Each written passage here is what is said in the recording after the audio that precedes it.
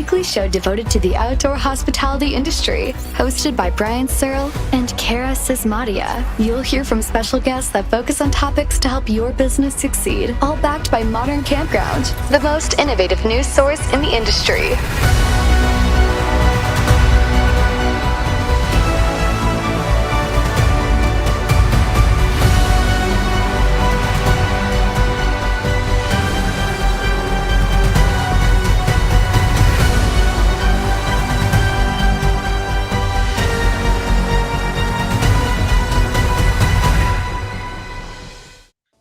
What's up, everybody? Welcome to another episode of MC Fireside Chats. It's amazing how I pull that off every morning. I was telling everybody behind the scenes that I like to run around and put my camera at different places, and literally like 5 seconds before the intro ended, I sat down in this chair because I like to make things hard on myself. I got my little lighter and I got this nice little wood stove here that's going to keep me warm during the winter. I'll tell you where I got that later. But welcome to another episode of MC Fireside Chats. My name is Brian Searl with Insider Perks, here as always with Angela Hylton, who is the editor-in-chief of Modern Campground. Cara is not able to join us this morning. She had some previous commitments.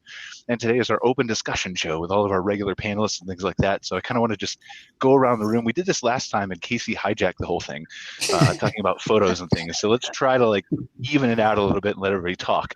But maybe you just kind of go around the room, introduce yourself briefly, and then what have you heard in the last 30 days? What's been going on in the industry? What's changed? What's coming up? Those kinds of things. And we can maybe discuss some of that stuff. So whoever wants to start, Angela, what have you heard?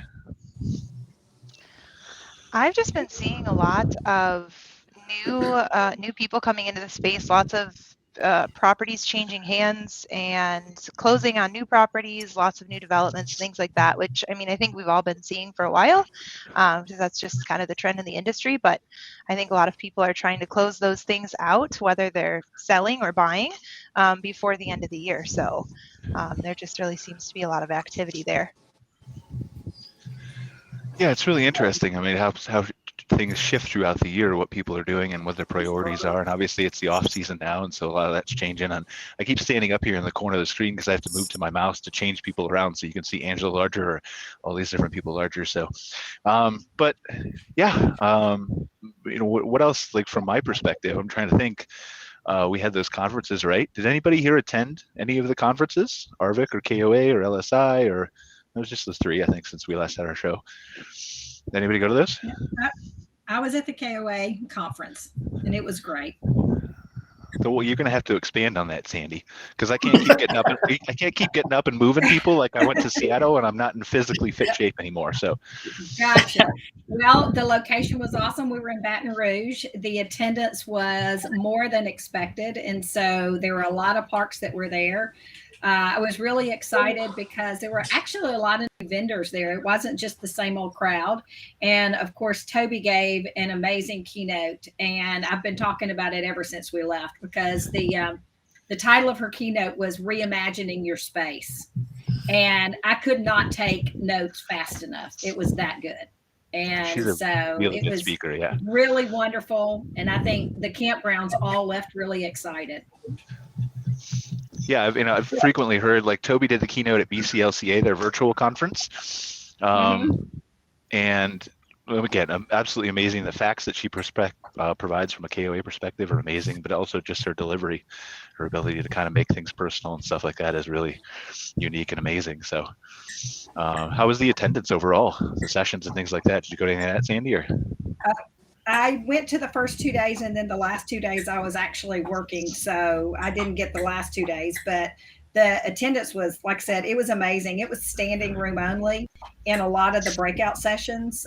The other thing I loved too was there were a lot of sessions that truly were educational, which I loved. It wasn't somebody just trying to sell them something. And so she really focused this year on trying to educate and arm the campgrounds with what they need to go into next year. And I thought that was a really strategic thing that she did. And so because of that, I mean, people were standing outside trying to get in. The two that I went to, they expected 100, and there were over 200 people that tried to come into it. So they ended up having to split it and redo it. The only ones I saw that weren't fully, I mean, there was still standing room only, but they weren't as many people were some of the fishbowl kind of things that they do, which is just, hey, come everybody get together and talk about your new ideas. But for the most part, like I said, it was great. So we have a lot of campground owners watching the show. What were the things that campgrounds need to be prepared for? You obviously took notes and remember all this verbatim, right, Sandy? You can share it with the whole audience. Yeah. Well, I mean, a couple of the things that stood out for me was, I mean, she was literally talking about how we're at a point as campgrounds in our industry where we could continue growth or we could see some decline. We're going into a season with hyperinflation. How is that going to impact us? Those kind of things. And what I loved was her focus on, we need to win this as a community, not individual parks. It's not going to be this park does well and this park doesn't. It's going to be by working together, we'll all continue to grow. And, that means being able to make sure that your park can be found online, that the new campers can not only book online, but can manage their reservation online, redefining customer experience. And so for an older generation, customer service might have been talking to an actual person on the phone, but for a younger camper or a newer camper, their customer experience is technology. And so they want to be able to find and see the things that they want in the time that is convenient for them. And so I really loved all those things. And then the other thing I've just really been marinating on and thinking about is she talked about reimagining your space and looking at all of your physical assets inside of a campground and figuring out where are you missing opportunities for revenue. And so, looking at that conference room or, rec hall or whatever you call it, game room that you're really not using anymore, and how can you reimagine that space to generate revenue? Taking a park that may only be at 70% occupancy and taking two sites and combining them into one premium site, adding some amenities to it, a umbrella with the table and a nice grill or a fire pit. And then literally they're not reducing the rate because they're just doubling the rate, but they've doubled the space. And now they're at 90 to 95% occupancy and they're increasing their revenue. Plus they're pulling in new customers that want those types of amenities. And so like one park that was an example, they took all of the end caps on all the rows and combined two sites on each end. And so they reduced their actual site numbers by 8, but actually increased their revenue by 10%. So those were just a couple of the tips that I walked away with that I totally loved. One of the things that you said that really stuck out to me, and I think maybe we can diverge and talk on this because a lot of our guests can probably speak to it, is the inflation aspect of it. It's a really kind of publicized thing that's been in the news a lot lately. Is it going to impact parks? Is it not? Oil's going up, oil's going down. So I know a lot of people can weigh in on this, but specifically, Mark, why don't you just start us off? Because I know you posted a couple of times about this in your group and you're really good with keeping people up on board with that stuff. So what have you heard first? And then we can kind of maybe go around the room. Yeah, sounds good. Hello, everybody. The big thing about inflation is that it goes back to politics. Anytime you start talking this topic, everybody picks a side. And the reality is you can't pick a side at this point because it's real. It's happening. You're seeing massive inflation. So as park operators, you need to ask the key question, which is, how does that affect me now? How is it going to affect me in the future? And are things that I can do now to prepare for that? And so the things you can do now are acquire supplies for your stores. They're going to be cheaper now than they are during the summer. So can you stock up on supplies that you sell in your stores? Do that. Are there any construction projects that you can get done now versus in the future, because it's going to be worth more? And the other thing is, for folks that are considering selling their parks, the number one inflation hedge is a real estate, right? Owning property, it's going to go up with the inflation. So if you're selling a park, are you going to be putting that money into a different tangible asset? Are you going to be buying some sort of real estate to make up for that? So those are the big questions. Then on the macro level, we need to ask about the consumers. The reality is we not only have inflation, we're almost at the point where we're getting kind of close to hyperinflation. You're seeing these massive increases in grocery costs. You're seeing significant increases. They haven't gone up quite as fast with fuel costs, but that's affecting the end consumer. And what that means is, going into this next season, the big question in every owner's mind is, what do I set my rates at? And that's the wrong question. The right question is how do I have dynamic rates that can change on the fly? If you're not doing dynamic pricing, if you haven't been doing it, it's time to finally do it. And think about it this way. Dynamic pricing, the prices can go up, but they also can go down. Let's go worst case scenario. Next July, fuel is $7 a gallon. You can be able to raise your rates? Likely not. You're probably going to have to go down. So if you've got dynamic pricing, you can rapidly drop your rates to fill your park up. So that's all doom and gloom. On the flip side is maybe everything's going to be wonderful and there's going to be roses and tulips everywhere. I don't know. Well, tulips would be a bad example of that. But nonetheless, thinking about how it's going to affect you in the long term. The big thing about inflation, and this is a key point. It's missed in all the mainstream news. And I'll throw the question to the panelists. Does anybody know what the number one driver of inflation is? It's expectations of inflation. So if all of us as business owners expect inflation, we're going to create inflation, because if I expect prices to go up in the future, I'm going to raise my prices now to adapt for that. That ends up creating an inflationary environment. So the biggest problem we have, and I'll put it out there right now, unless we get some big, and I think I've joked about it that I only plan 3 days in advance anymore, because who knows what's going to happen. Look at last Friday. If we get some sort of variant, we could have a deflationary move. But assuming everything stays normal, we're going to have inflation because everybody's talking about it and expecting it. So that's my overview on inflation. And feel free to jump in anytime, guys. Like Randy, Scott, Casey, if you guys have some comments. I mean, we want this to be a not wait your turn. Jump into the discussion, and I'm sure some of you guys have comments on all that. I think Sandy and Mark hit it on the head. And what we're really focused on across our managed properties is understanding what our cost per occupied site is. So we really need to understand what it is in place and apply some sort of realistic measurement metric to understand what it could be next year if we're trending in the same direction, so that we are ensuring our rates and our profit margins are where they should be. So we start at what it costs us and then set from there, especially in this market where inflation is a major factor. But Mark brought up some great points about stocking up on supplies. We did that through COVID as well with the early onset days. Early this spring, we saw chlorine prices skyrocketing. So all of our properties stocked up on a year's worth of supply. And we should be doing that same thing as we're looking into 2022. Some of our properties are postponing capital improvement projects for the next couple of years, not just a year delay, but what makes sense to push back 2 or 3 years when we hope things will stabilize, or what should we just go ahead and bite the bullet on and pay more than what we would have 18 months ago, but we need this amenity in place for our rate expectations for next year. So it's really looking at it like Mark said, at a macro and micro level. But I would just really stress to our property owners that are watching to understand what your cost per occupied site is and pay close attention to that on a monthly basis. Scott, can you explain that a little bit more? Because you're the first person who's actually said that out loud, the cost per occupied site. How are you calculating that? Are you building in your fixed cost and your variable cost into that, or how do you figure that out?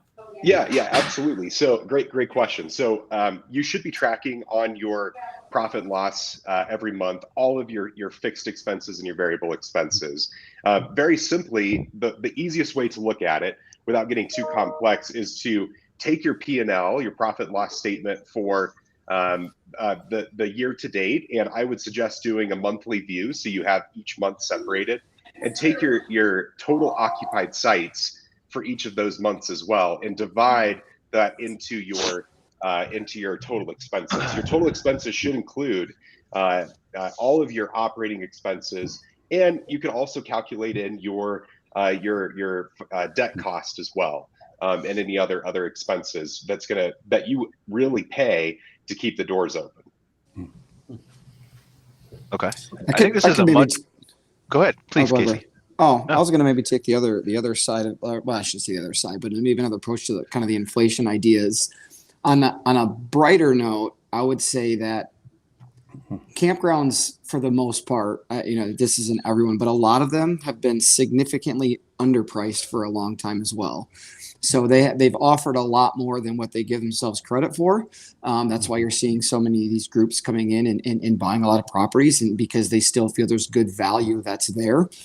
And so when we talk about, inflation and things of that sort, prices going up, there are still a lot of parks out there that have plenty of room to increase their prices based on demand as well. So if you want to look at it somewhat in a positive light there, I think even with some inflation and with some unknowns and things of that sort, a couple of things still were really solidified, I think, over the last couple of years through this pandemic and everything, is that people like to be outside. They like to be camping. They found that type of vacation to be a better overall experience and more satisfaction than going to a hotel.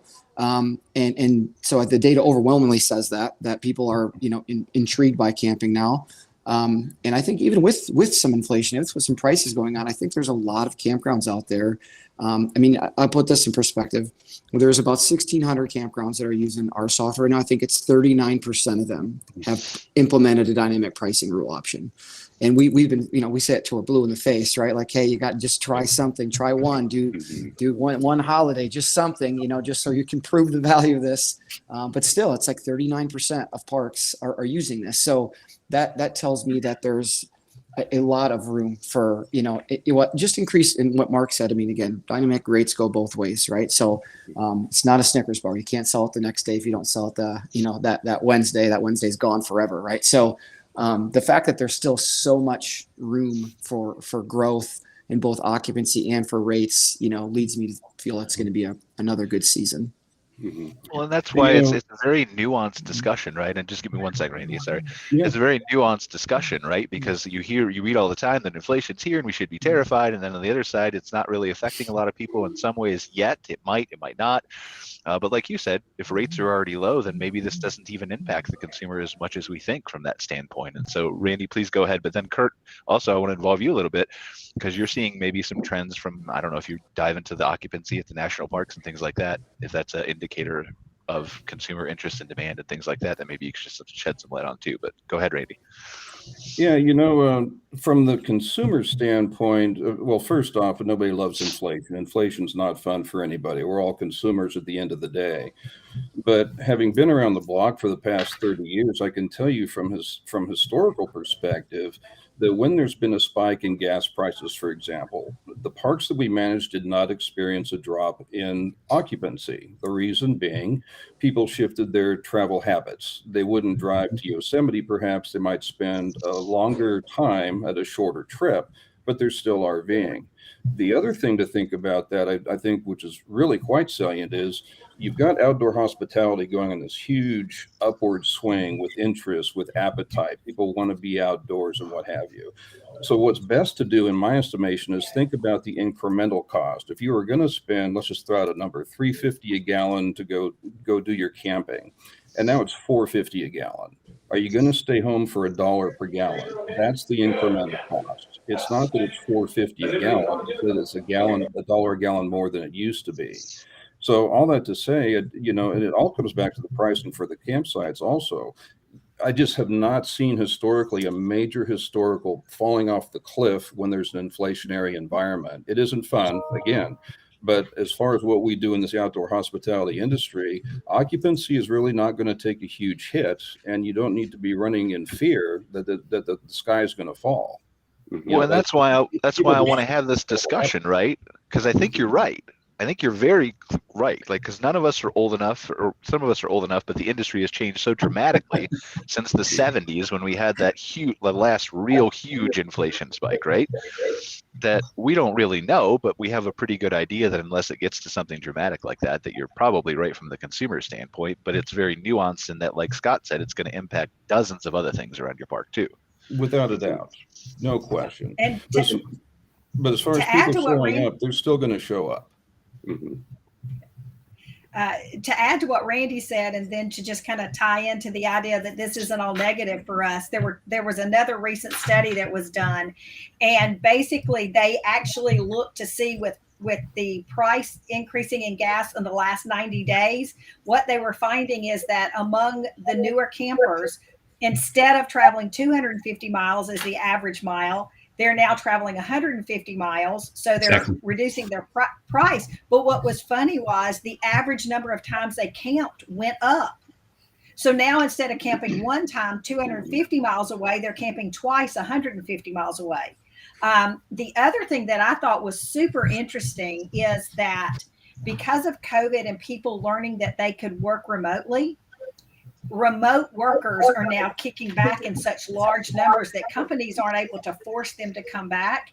And what they're saying is that, if things go up, rather than stay in a home that they may or may not like, they'll choose a mobile lifestyle. And so we may have more roving workers who are traveling during this time, and campgrounds will still benefit because they're choosing that mobile lifestyle instead of staying static in some place.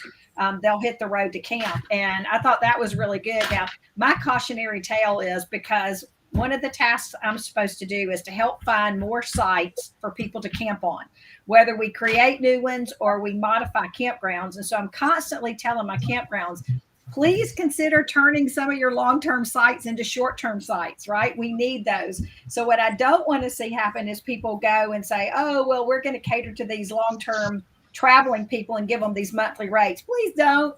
Let them come in and stay, but don't convert these sites back to long-term stay sites that you've just turned over to transient sites, because I promise you'll do a whole lot better off with where the industry is if you keep that a transient or traveling seasonal site than a long-term site.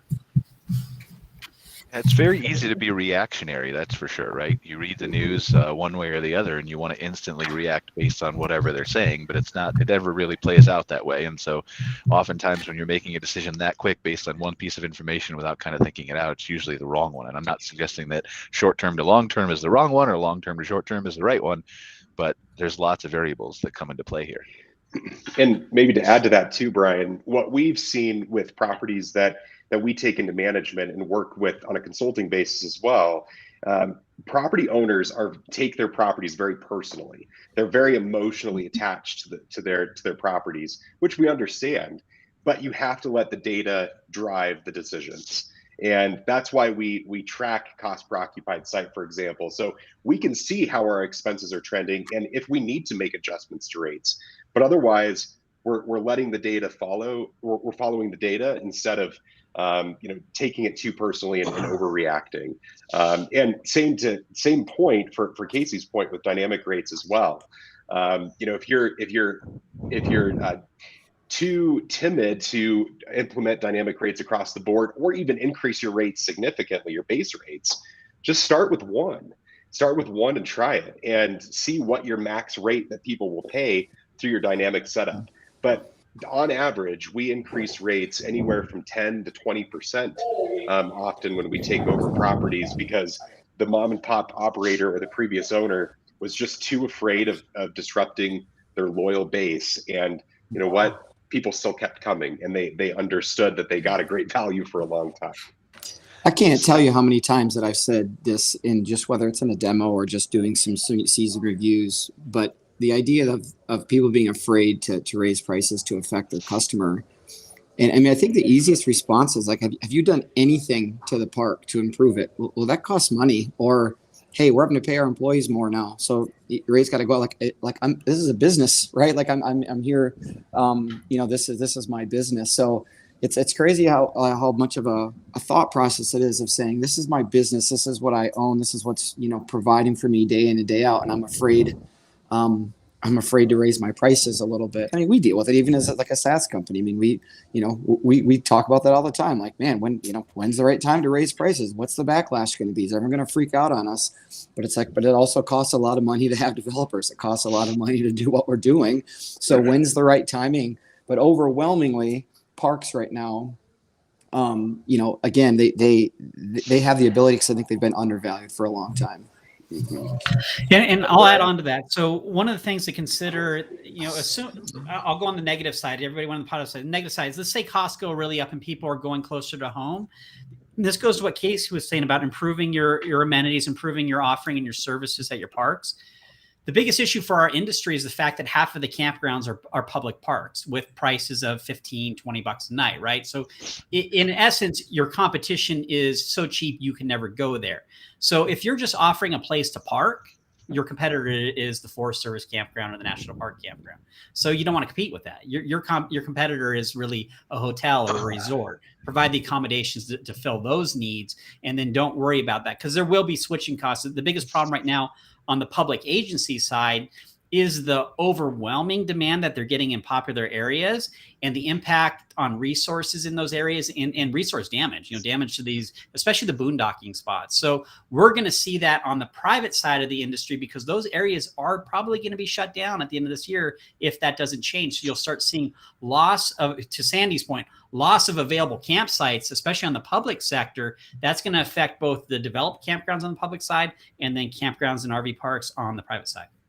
So, Mark, I believe you, but we happen to have a national parks expert who can back you up or This is a counterpoint lead-in for you. him. So, Kurt, first to your question, two questions, and I'll let you talk about both. One is, do you want to respond to anything Mark said? And two, how is inflation impacting the national parks overall that you've seen, or has it not at all? Actually, I want to respond to Casey's point about don't be afraid to raise rates, because, Brian, as you well know, National Parks Traveler is a nonprofit news organization. We don't have any rates. We depend on the general public and the industries out there to support us. And right now we're in the largest fundraising campaign we've ever launched. It runs through the end of December, trying to raise $100,000 so we can improve our coverage of national parks and protected areas. So I'm hoping your other guests and your listeners and watchers will chip in and help the traveler. With that commercial out of the way, it's a very dynamic time in the national park system in the United States.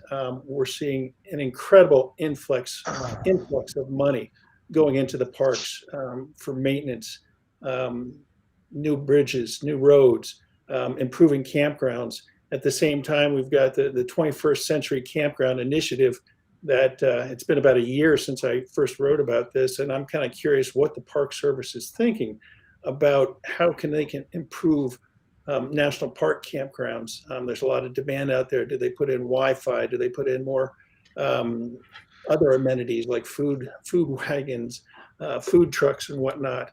And so I think in the coming months, in the coming year, we're going to see a lot of dynamics at play, and a lot of debate over exactly what the national park campground should look like, and whether it will start to approach some of the private campgrounds that surround the national parks. And I don't think that's what the Park Service wants, at least not a lot of the parks. They don't want to compete head to head with all the amenities that are offered in the private campgrounds. It's just, it's not workable in the national park setting. That said, rates are going up. This is the time of year that a lot of national parks are putting out the proposals to increase rates. And in fact, I saw one the other day, and unfortunately I can't remember exactly which park it was, but I think they were going to raise their tent camping rate to $35 a night for a tent. And that used to be, the rate for an RV coming in, along with the rate increase. Obviously, as Mark mentioned, there is a lot of demand for going out to the national parks, and a lot of crowds that are hitting out there. And it's hard to find a campground if you don't start really months in advance, 6, 7, 8 months in advance. And even then you might be locked out because of the eccentricities of our recreation.gov, the online reservation system. But again, it's a very dynamic time. I think with all the billions of dollars, and literally billions of dollars between the Great American Outdoors Act as well as the infrastructure bill, and there could be more money coming if the administration's Build Back Better plan gets approved. Does the Park Service have the capability to spend that money? And that's in terms of both writing the contracts to get the money, to get the work going, as well as the oversight and the management teams. And then you've got a whole bunch of issues with historic preservation rules and regulations as far as what they can do and how much they can do and how quickly they can do it. I mean, back in October of 2015, I believe there was a flood that went through Death Valley. Scotty's Castle was severely damaged. They still haven't finished the repairs, 6 years on. And a lot of that was due to, some of the historic preservation regulations that they have to follow. You add inflation onto that, and that was another problem that Death Valley ran into. Because of the delays in contracting, all of a sudden the initial bid jumped up. because of inflation. And with what's going on now, everybody knows what construction costs are going through the roof. How will that impact what the parks are trying to do? Any speculations? There's going to be a lot of gnashing of teeth out there. I'll give you an example. At Big Bend National Park, they've got a serious issue with their water system that feeds the Csizmadia Basin and the lodge and the campground up there. And apparently they've been earmarked about $50 million from the Great American Outdoors Act to address that problem. Unfortunately, it's going to cost about $100 million or more. And how do you deal with that? Do you say we can't fix this water system that provides water to the lodge, that provides water for firefighting, that provides water for residential and concession employee lodges and the campground? I think we're going to see a lot of issues across the national park system crop up. Anyone else want to weigh in on that from a? Go ahead, please. Yeah.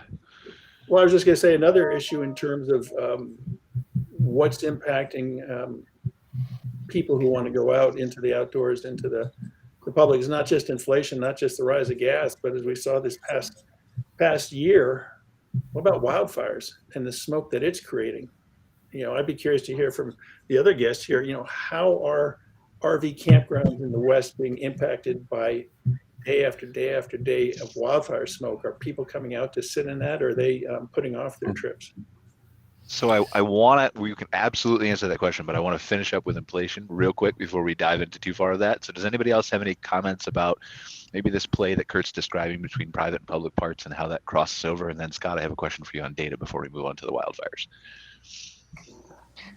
I don't have anything specific about the private and public parks or anything like that, but I did read an interesting article yesterday, and it was a survey, and it kind of plays into what people are willing to spend even with inflation going on and that sort of thing.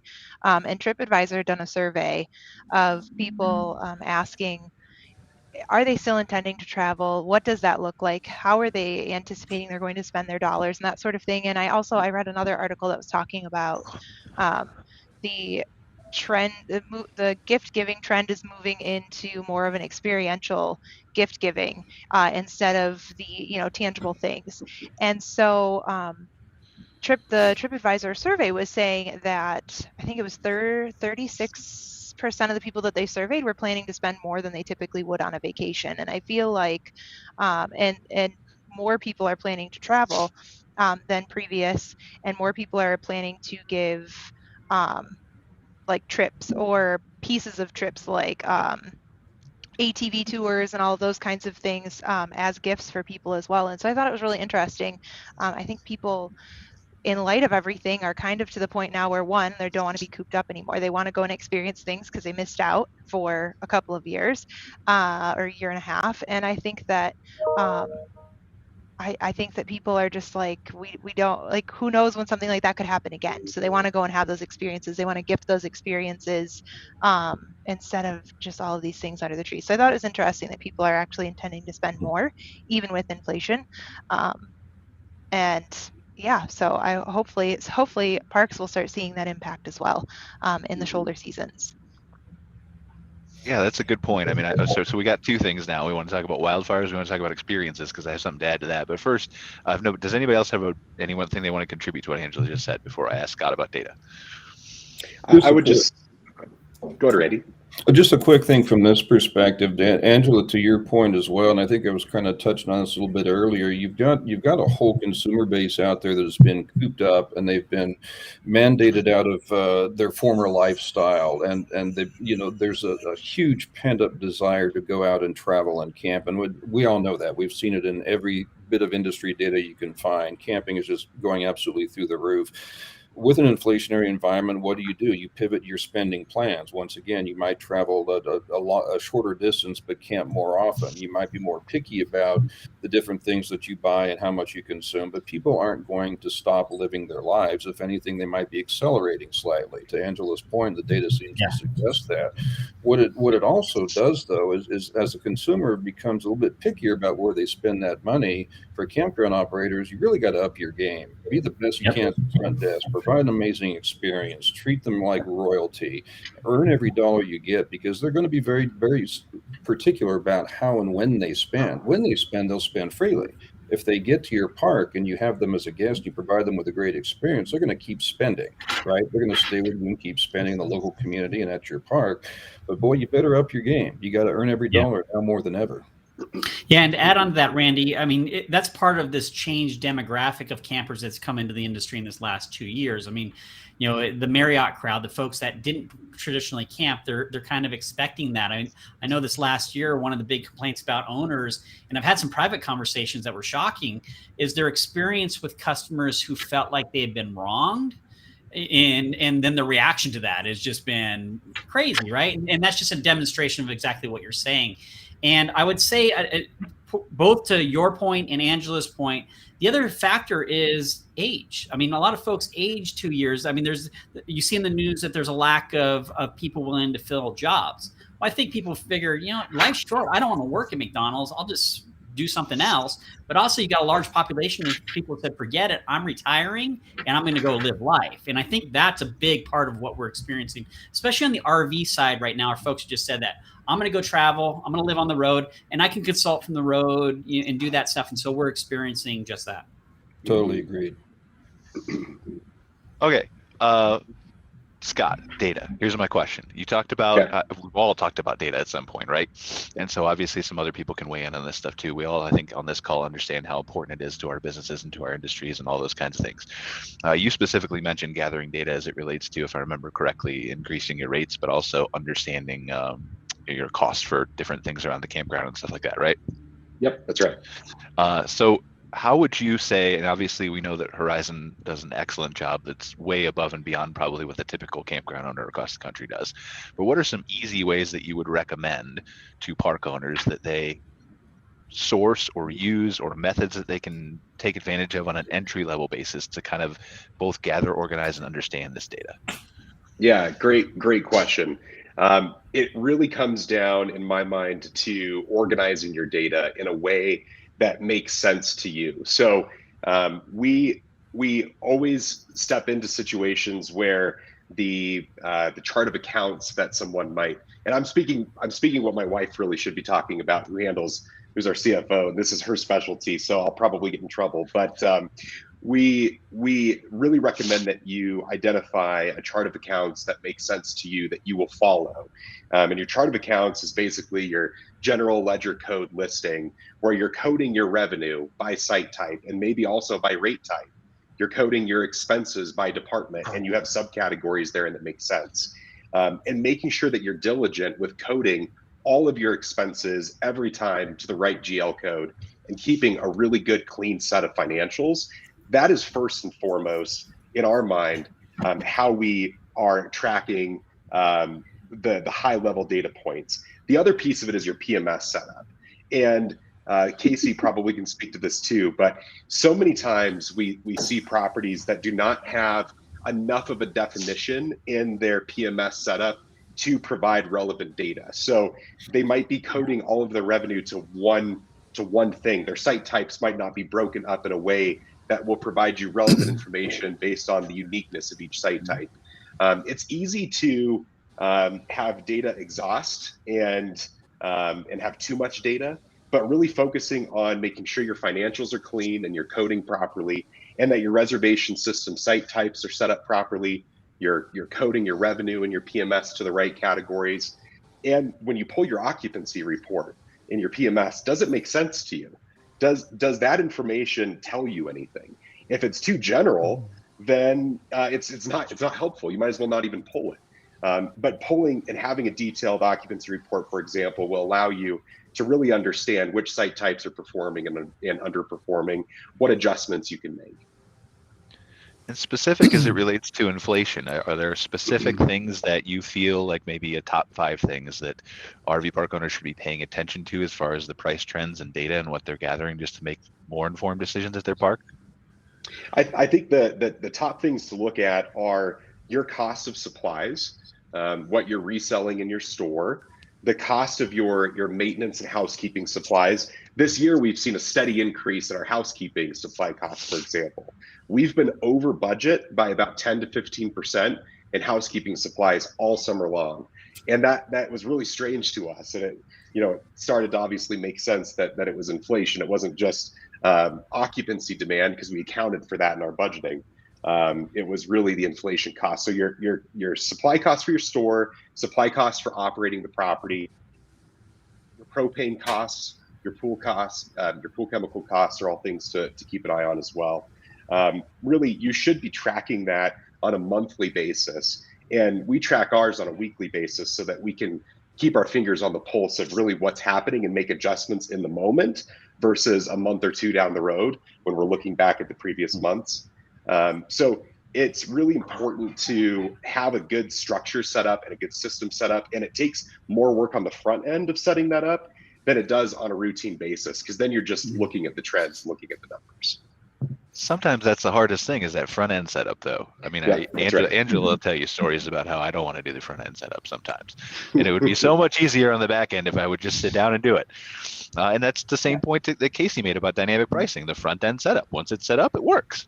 Yep, that's right.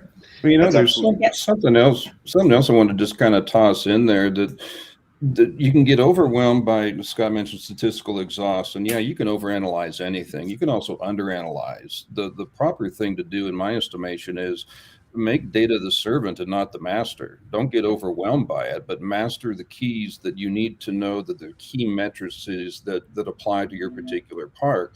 Case in point, Casey with Campspot. People fear the dynamic pricing thing because they don't really understand it yet. But once you finally understand that it goes up and it goes down and it's pricing things for you, and that software is working for you, it's becoming a servant. It's not the master. You can control that software anytime you want to. If, to Scott's point, you know your math on the back end, what's my per site cost to operate, things of that nature. I would say also for the marketing guys, for Mark, for Brian in particular, and Scott, you know this better than anybody, I'm sure. If you should be doing this anyway for your park inflationary, non-inflationary environment, where are your guests coming from? Tracking your marketing sourcing data. And when you see that shift and pivot of people not traveling as far a distance, you don't have to change your marketing budget. You can reallocate to shorter distances from your park, have better saturation on that 250-mile radius, whatever it is, how people are getting to you. The whole point being, at 35,000 feet, if you can make that your servant and just understand even a few basics, and I would defer to Scott on this, where's my customer coming from? How do I reach them? And when they arrive, how ought I to be priced? If you focus on those, you're going to have a great running park no matter what economic environment you're in. Mm-hmm. Yeah, and the marketing conversation is certainly, we've got some marketing experts on the show here that can speak more to that. But, I think really understanding, to your point, Randy, not even just the expenses, the revenue, the rates, the occupancies, and those key metrics, but truly, understanding as we're watching gas prices rise, we see people traveling closer to home. Where are those guests coming from? There's different, almost all the PMS systems have the demographic sourcing information, so we can see where folks are coming from. Some have zip code breakdowns, et cetera, which is super helpful. But on the marketing side, they can get really specific as well with where folks are looking at us from and what they're searching, and making sure that we're adjusting that and pivoting as much as possible. And that's why, again, we stress, we make it standard practice. We stress to our consulting clients as well that you look at these metric points on a weekly basis, because it does change that often. And you need to make sure you're monitoring your pickup with your reservation pace, and are things slowing down? Do I need to pivot? You really need to make sure that you're doing that routinely instead of after the fact. Scott, you're so singing my song. Oh no! I love it. I love to listen to what you're saying. And the sad thing is, though, is I just don't feel that most of the parks understand the importance of that, and they don't even know where to begin. And my background started with technology and accounting software. And so I do have an accounting background, and I can't tell you how many parks I go into, and I'll be talking to them about their systems and their PMS software. And I'll say, okay, did you call your accountant and have them talk to the software company before they set it up? And they'll say, no, why would we need to do that? right? And Right, most of the exactly. software companies, they're focused on getting their PMS software, and they're going to just take what the park tells them. They're not trained to think from an accounting standpoint. And so you end up with this setup that is really not appropriate to getting the numbers that they need. And again, they are reactive instead of proactive in their management now, because they wait till the end of the month till their accountant gets the information, fixes it for them, and then it's too late to make any changes. And so that is definitely one thing I would love to see happen, is a closer walk between CPA firms and the companies that are providing the software to the parks, because I think that could change the dynamic, in such an amazing way. Yeah, and some of this is. Go ahead, Scott. I was just saying, I couldn't agree more, Sandy. And the number of properties that we see have all their revenue jump into revenue, and that's it. There might be store sales and revenue, and rental revenue, and that's it. That doesn't tell you anything. So Right. it really does take that work. But to your point, it takes a unique mindset to understand the accounting side and the PMS side and how to merge them. And that's something that I think we all could help the industry more with. Well, and I think what you're. Go ahead, please. Just a little minor thing to what Scott and Sandy are both saying. I couldn't agree any more than I am with both of you. Even when you've got the PMS integrated with your accounting, you've done those good things. What's really astonishing to me, to both of your points, I think, is doing the month-end look back is too late to do anything actionable to change the pivot of where you're heading. And just having those things set up is great. But if you look at every month or two or quarter, you're not managing the business. But on a weekly basis, you really kind of have to know the math and follow the trends, especially in this environment where prices are fluctuating so rapidly. Your site costs might be varying rapidly. You have to watch it in real time. And once again, make the data the servant and not the master. You use that to your advantage, but in real time working the data, that's the way to win. Well, and I think what you're seeing is what Sandy's saying. A lot of these park owners are overwhelmed. They don't know where to start. And we've been preaching this, not we, but this group, right, has been preaching this for years, that you need to bring in certain experts to help you with these things. And the argument is always, well, we don't have the money to do that, or the resources to do that, or whatever. But if you would explain that, if you would bring in the accounting person like a Lindsay or a Campground Accounting, or I can't remember the other name of the firm that's out there that does campground specific stuff off the top of my head, but they can save you the money that you would then, sometimes in 10, 20, 30 multiples, right?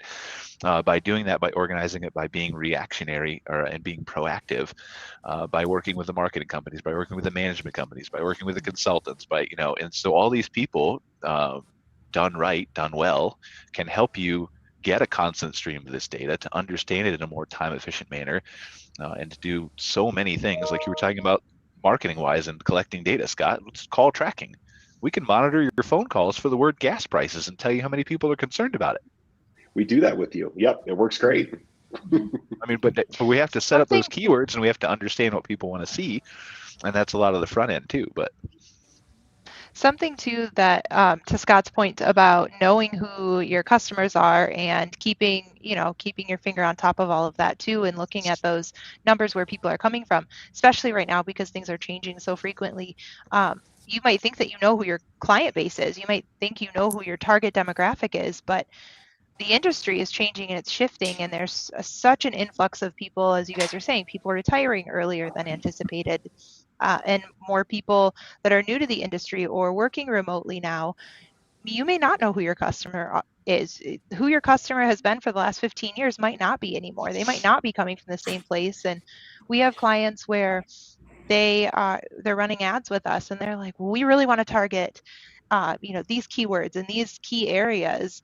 And we're like, do you really though? And they're like, yes, we really. So, sometimes it's like, okay, we don't advise that, but okay. And then they're really surprised to see that people are in fact not coming to them. People from that area are not interested. And so they thought they knew, but it turns out that they didn't. And so, I couldn't agree more. Just always staying on top of who your demographic is, because it's constantly changing. And I think people forget that sometimes.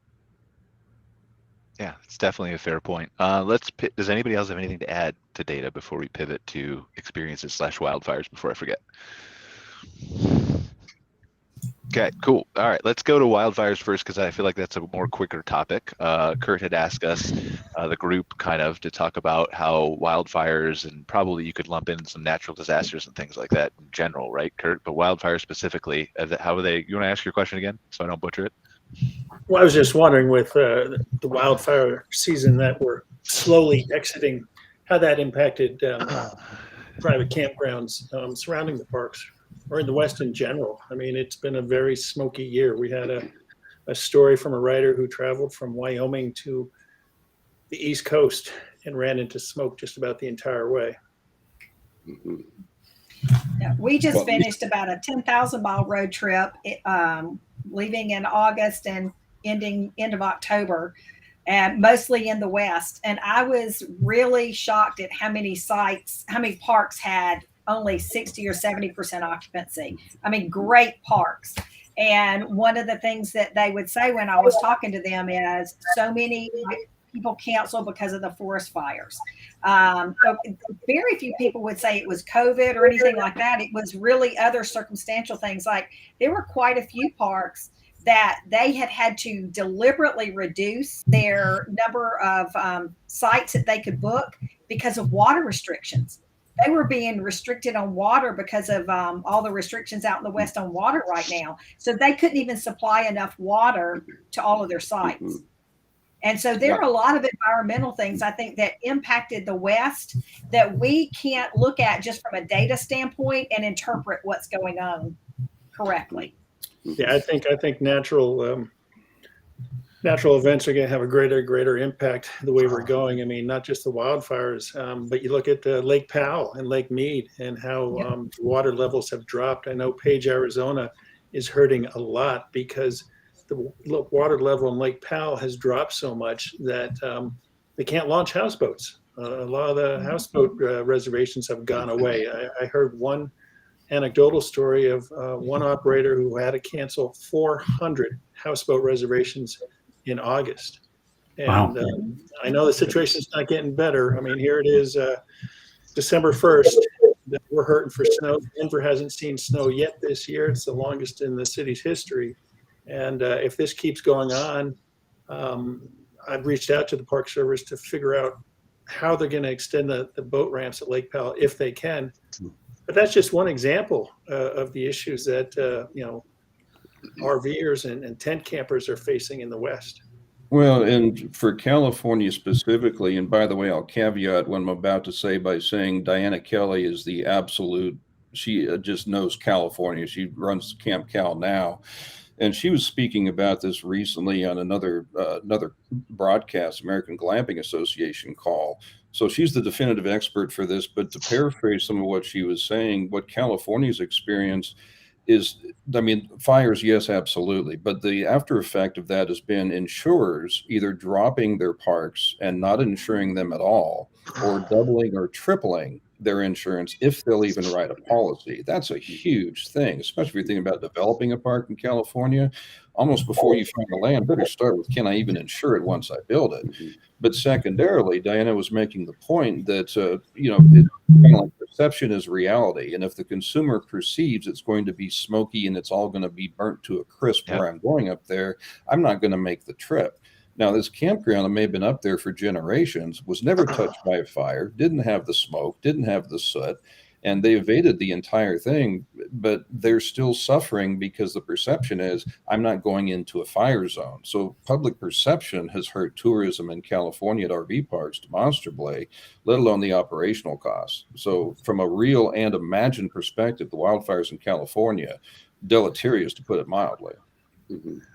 Yeah, and I think that's a whole topic we could dive into deeply, right? Real versus perception and media coverage and hurricanes and how all those kinds of things, right? We probably won't have time for the remainder of the show.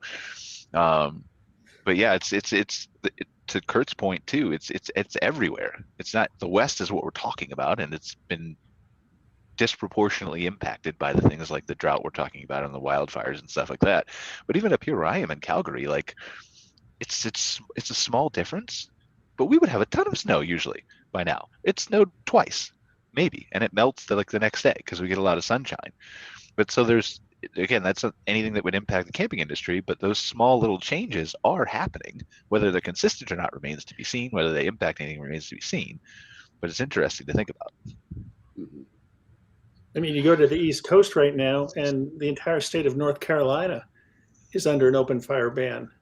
At Cape Lookout and Cape Hatteras National Seashores, you can't even build a fire in the sand dunes. That's how seriously dry things are back there. So yeah, it goes from coast to coast. I didn't know that, but that never would have occurred to me. Yeah, in North Carolina. So, Hard to believe. maybe we'll have to maybe do a show on that and talk about some of the different things that are being impacted, Angela, in the future, if we can, maybe in 2022. So we've only got a couple minutes left here. I want to talk about experiences real briefly because Angela brought it up. And I think Randy touched on it briefly, just how you kind of need to delight and take care of your customers and think of new ways to bring them into your park, right? As Angela mentioned, the inflation is going up, but people seem to be tending to buy more experiences than they are goods and things. And how much that translates remains to be seen, whether it's a pattern that happens this year or continues on to the next year's. I don't know yet. But I think it's important to think about as we move into this. More people do glamping.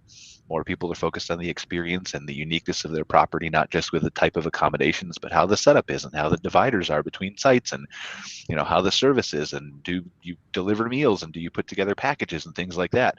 The opportunity's there to not just extend your season, I think, and obviously you guys can all comment on this in a second, but not just to extend your season, but to really kind of create a whole new season in some cases. Like, this isn't campground related, but and we were talking about this, Scott, in the Slack channel earlier, posted some pictures of a Christmas bar that we went to in Seattle. There's a couple in Calgary too. And just the ability for that, it's a pop-up bar for a regular bar that's open all year to transform itself for a month and a half or from Thanksgiving to the end of the year into a Christmas bar, probably I'd be willing to bet 10x is their revenue during that time.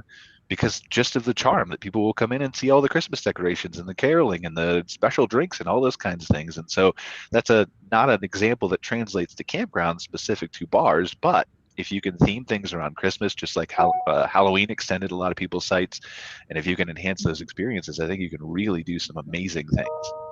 Mm-hmm. And I think it really comes back to what Toby was talking about, is reimagining your space, because instead of seeing the negative, there's so many ways you can turn it and see the positive. So for example, if I had known then what I know now, I would have been telling some of those parks that had to reduce their site occupancy, keep your sites open, just allow boondockers to come in at a lower rate, no hookups. Because boondockers are always looking for a safe place to go. They don't necessarily need all the amenities. And I have parks now that are in the Northeast that they were never open during the winter, but they're opening on weekends now. And same thing, they're not offering amenities, but they're doing event weekends, and they're bringing in people who have solar and who have their self-contained, so they don't need the amenities. And so instead of closing 3 months out of the year, they're taking 12 special weekends and generating revenue. And so that's what I really want to encourage our park owners to do, is really take some time during this season when things are generally less busy and reimagine what you could be doing with your park. Absolutely. Giving people a reason to be there when they otherwise would not be there, I think is spot on. There's a property that we manage in the Oklahoma Ozarks that is historically dead in December. But this year we've launched a winter festival for the first 3 weekends of the month. And it's not much. We've got like a drive-through Christmas light display and pictures with Santa and some crafts and that sort of thing. But our occupancy would normally be 5%, and now it's 45%. And we just launched this a month ago. Like, wow, it's not like it's been in the works. And so I think that there's so many new guests that are new to our industry that understand what outdoor hospitality can be, and they're paying attention to what we're doing.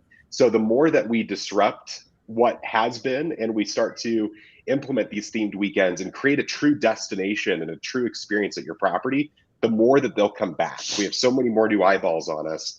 Let's take advantage of that and really show them what this could be. Anybody else want to touch on experiences before we wrap up here? I know we all got to go in about a minute, but that could be a whole show in and of I itself. know. We probably should have a show on that too. We just need to we'll devote a whole show like this to ideas for Angela for future shows. There we go. Probably accomplish this with this group, I imagine. But all right, well, go ahead, Angela. I was just going to say, to touch on what Sandy and Scott were both saying, just trying to come up with new and creative ways to give those experiences. And, if you're at your property anyway in the off season, in your normal off season, and you can get people to come in that don't need your utilities, like, why not open those sites up for them? Like, what is it to you? You're already there. You're already maintaining other things. You're already doing work on the property. So what is it to you? You make a little bit of extra revenue that some is better than none. And it's not like it requires a gigantic staff, because you're not necessarily renting your units or, cleaning your bathhouses and stuff. And then I also, regarding the experiences and stuff like that, to Scott's point, just getting creative. It honestly doesn't take a lot to draw people in. Sometimes they're just looking for something different and unique to be able to say, hey, we did this and it was cool. And so it doesn't have to be anything crazy and over the top. We've seen a lot of clients trying different things and having success with just kind of silly events that they've thrown into what they already do. So yeah, I agree. Yeah, it doesn't have to be much, right? I mean, like, look at this thing I'm sitting next to right here, right? Like, this was an exhibitor who exhibited, right? But imagine, like, this is super portable. This is not a propane one; it's a wood pellet one. It's super portable. It packs up. You can put these on luxury patio sites and extend the ability for people to sit outside and do things for maybe a month, maybe 2 months, whatever. And again, maybe that's not the blockbuster idea of the century, right? But it's one thing where you can create different experiences by kind of stepping back, like Sandy and Toby said, and reimagining your space. So I think that's all. Just one more quick note on that. You really could do a series, let alone a full episode, on what it means to do the guest experience, extend a shoulder season, provide on-site and off-site things to do and whatnot like that. There happens to be a guy in this call who I've known for quite a while. On my screen, he's right up there. I don't know where he is on the other screens, but he's kind of the master of this stuff. But I think all of us have our own little masterful take on this stuff. But that would be a really interesting thing, just to do a total deep dive approach. What does it mean? What does the guest experience mean? How do you get there? Because a place to stay is not remarkable. Anybody can have a place to stay. A place to experience something, that's a real talent. That's a craft. And who knows, maybe we do something like that. That's a special episode of MC Fireside Chats that's totally separate. Where we do like a really, really deep dive into some of this stuff, and it's on a different day than our regular Wednesday. I don't know. But yeah, so to neatly wrap this up, because we all have to go, right? I think we did a pretty good job tying this all together, and just to close it off in people's minds, we started to talk about inflation. And yes, inflation's bad. Nobody likes inflation, but we can combat this in some ways by our pricing that may be lower than normal for some people, like Casey said, but adjusting that, paying attention to the data, like Scott said, being proactive instead of reactionary with a lot of that data and information, collecting it more often, as all of our guests have said. And just being willing to, create some of those experiences that maybe even through inflation, guests will come out and pay more for, if you're adding the little touches or experiences or events and stuff like that. And Angela talked about, the only thing we haven't solved is wildfires. I don't think anybody's going camping during wildfires, Kurt. I'm sorry I can't close that loop for you, but new experience. Everything else I think we've solved. So does anybody have any closing thoughts before we wrap up the show for today? Cool. All right. Well, thank you all for joining us again on another episode of MC Fireside Chats. We will be here next week, December 8th, talking about diversity in the campground industry. We've got a couple of really good guests, including Earl from Black Folks Camp 2, and a couple other organizations we're still trying to reach out to. So looking forward to talking about diversity in the industry next week on December 8th. As a reminder, we are a podcast syndicated on all the different networks. You can see us there on Spotify, Apple, Google, or wherever you want to. And other than that, we will see you next week. Thank you so much for joining us again. Thanks, everybody. Bye. Bye-bye. Thanks for watching this episode of MC Fireside Chats, hosted by Brian Searl and Cara Csizmadia. Have a suggestion for a future show, or want to see your campground or company as part of an episode? Email us at hello@moderncampground.com. Join us next week for another episode.